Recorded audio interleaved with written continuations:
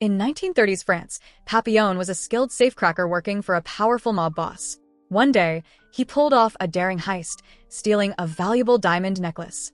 But instead of handing it all over, he secretly kept the necklace for himself, hoping to give it to the woman he loved. His dream was simple, just 6 more months of this life, and he'd leave it all behind, buy a house, settle down, maybe start a family. But fate had other plans. Someone saw him pocket the necklace and snitched. According to mob rules, anyone who kept a piece for themselves would be beaten within an inch of their life. But the punishment was far worse. By morning, the police stormed in and arrested Papillon, framed for a murder he didn't commit. His own boss had paid off the authorities to get rid of him.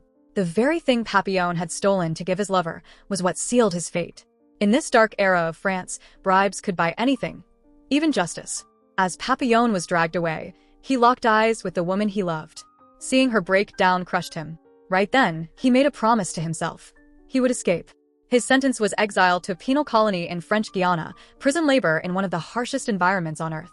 The conditions there were hellish, and survival was never guaranteed. Papillon was shipped off with other convicts, all shackled and treated like animals. Among them was Dega, a bespectacled millionaire and forger. Sensing a potential ally, Papillon offered protection in exchange for money. Dega didn't trust him at first, but that night, everything changed. The man lying next to Dega was murdered in cold blood, his stomach sliced open just to retrieve swallowed cash. Nobody cared. The body was simply dragged out and thrown overboard. After that, Dega clung to Papillon for safety. Later, when another prisoner tried to kill Dega, Papillon stepped in, choking the man until he backed off. But a guard caught him in the act and, without a word, threw him into solitary. The next day, their ship docked at the colony. Some prisoners, desperate to escape, mutilated themselves just to get into the infirmary. But for most, including Papillon and Dega, it was straight to hard labor. As they marched toward camp, the seasoned inmates watched them with empty eyes, knowing the hell that awaited. The warden made the rules clear. Escape once, 2 years in solitary. Escape twice, 5 years. Kill a guard, and it's the guillotine. Dega quickly tried to bribe his way into an easy job at the infirmary. He still had money hidden inside him. But his plan backfired when another guard recognized him. He'd been one of the victims of Dega's stock scams. So instead of a light duty, both men were assigned to the rock quarry. Exhausted and starving, they had to push carts of stone uphill. During the struggle, Dega accidentally dropped the money. In a panic, the two scrambled to retrieve it before the guards saw. Luckily, Papillon grabbed it in time. Meal portions were a joke, barely enough to survive. One prisoner dropped dead from pure exhaustion, and the others quickly divided his bread. It was in this place that Papillon met 2 others, including a man named Charrière. Together, they began planning their escape. They had everything, except money. And that's what Papillon had.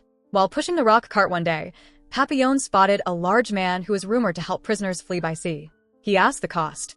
The man demanded $4,000 and told Papillon to meet him by the river in 3 days. Papillon agreed. But that night, some prisoners tried to rob him. Papillon fought back viciously, biting off one man's finger. He shouted for Dega, who managed to knock out another attacker with a rock. Once again, Papillon had saved his life. Now, even Dega wanted out. He knew he wouldn't last here much longer. But escape wasn't easy. The next morning, all prisoners were gathered. One of them had attempted to escape by faking an injury and sneaking into the infirmary. He had wounded a guard in the process, and now the price was death. The entire camp was forced to watch as the prisoner was beheaded. No one would ever forget that sight. Afterward, the warden ordered Papillon and Dega to carry the body into the jungle. Blood leaked from the sack, soaking Dega's clothes. He collapsed in disgust, only to be beaten mercilessly by a guard. Papillon couldn't take it anymore. He snapped. Picking up a rock, he smashed it over the guard's head and made a run for it. Gunfire erupted behind him. But Papillon leapt into the river and vanished beneath the surface.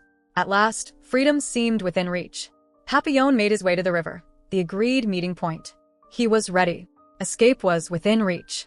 But just as he arrived, everything fell apart. The man he had paid to arrange the boat, the one he trusted, had sold him out. The head warden had gotten to him first, offering double the money Papillon had scraped together. Betrayed and cornered, Papillon was captured again, and this time, the punishment was severe. 2 years in solitary confinement. A place without clocks, calendars, or sunlight. A place where the world forgot you existed. Solitary wasn't just punishment, it was psychological torture. People had offered $1 million prize to anyone who could endure 1 month inside such isolation. The longest anyone ever lasted was 15 days, and they came out mentally broken. Papillon was thrown into a cell alone. Every day, he was given only a bit of leftover food. Every few days, he'd hear the scraping sound of a body being dragged out, another inmate who had starved to death. One of the guards, the same man whose head Papillon had smashed during the earlier escape, came back for revenge. He beat Papillon mercilessly. Papillon had no way to fight back. So, he did the only thing he could. He pretended to go insane. The beating stopped. Meanwhile, Dega, grateful for the 2 times Papillon had saved his life, arranged to have half a coconut smuggled into him every day. It was barely anything, but in that place it meant the world. It meant someone out there still cared. And it kept him alive. Day after day, Papillon trained his body, even in confinement. His muscles wasted away, but his spirit did not. He was determined to escape again. But the head warden eventually discovered the coconut. Furious, he gave Papillon a choice: reveal who was helping him, or he'd cut his already tiny food ration in half. Papillon said nothing. A month passed. His body shriveled like a dying plant.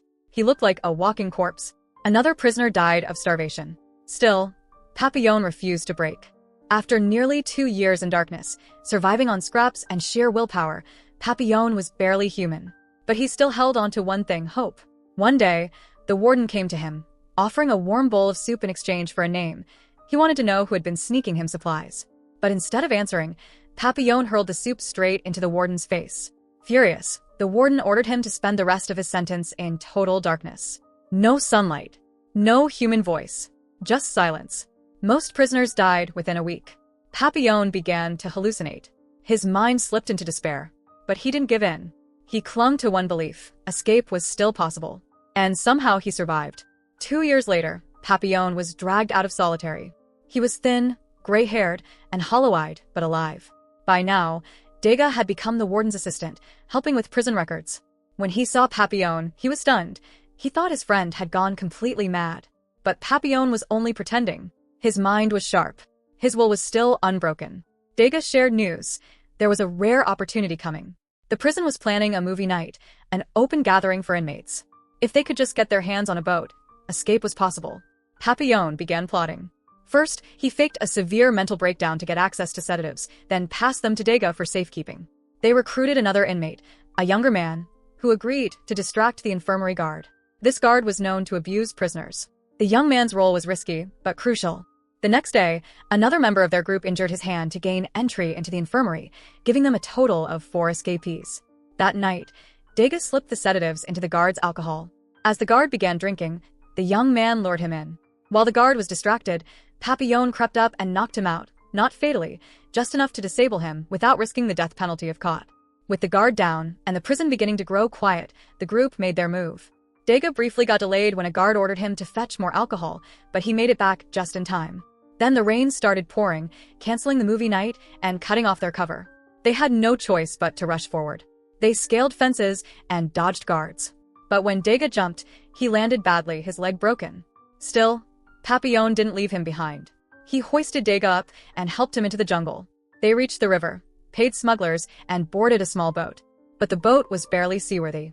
As the waves grew violent, panic set in. One of the men snapped. He suggested throwing Dega overboard to lighten the load. Papillon refused. A fight broke out. The man lunged with a knife, and Dega, injured and barely standing, stabbed him from behind, killing him to save Papillon. But the danger was far from over. A massive storm rolled in. Waves battered the small boat all night. By morning, Papillon awoke on shore. He'd been saved, perhaps by a local tribe. At last he could breathe freely. He thought he was finally free. But he wasn't. Guards had tracked them. Dega, unable to move, was vulnerable. Papillon rushed back to warn him, but they were too late. One man from their group was shot dead. Papillon was clubbed unconscious. Captured again. 5 years passed. 5 long years since he'd last seen the sun. By now, Papillon's hair was silver, his body worn. Even the warden had to admire his resilience. "Why do you cling to life so stubbornly?" he asked. Knowing Papillon would never stop trying, the warden sent him to Devil's Island, a desolate rock surrounded by cliffs and shark-infested waters. It was a place designed to break even the strongest souls. To his surprise, Papillon found Dega there, already exiled. No one had ever escaped from Devil's Island. Most prisoners gave up. Some took their own lives. But not Papillon. He studied the tides, watched the waves, and started building a floating raft. All they needed was timing and courage. Finally, the day came. They stuffed everything that could float into a sack, tied it shut, and stood on the cliff's edge. Below them, the wild ocean waited. Dega, filled with fear, made a decision. He couldn't do it. After years on the island, he felt he belonged to it now.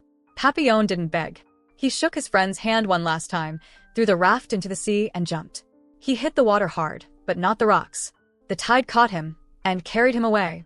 Against all odds, he made it. Papillon finally escaped, finally free. Many years later, an elderly man sat down to write his story. That man was Henri Charrière, nicknamed Papillon, the butterfly. His memoir became a best-selling book, and that's the true story behind this film. Out of 80,000 prisoners sent to that island, only one ever escaped. And that one was Papillon. So that's it. Hope you enjoy the story. Subscribe and press the bell icon for more videos.